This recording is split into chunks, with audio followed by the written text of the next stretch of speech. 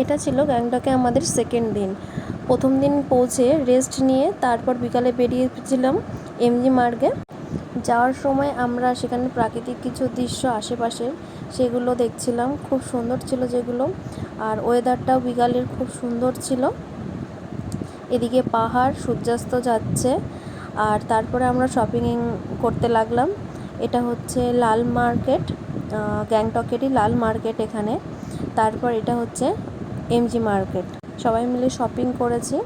আর shopping এত হয়ে গেছিলো যে আমাদের বস্তা ছাড়া ধরছিল না জিনিসগুলো। তারপর সেখানে মোমো খেয়ে কিছু আমাদের ফটো তুলেছিলাম। আর আমাদেরকে কেমন লাগছে জানিও।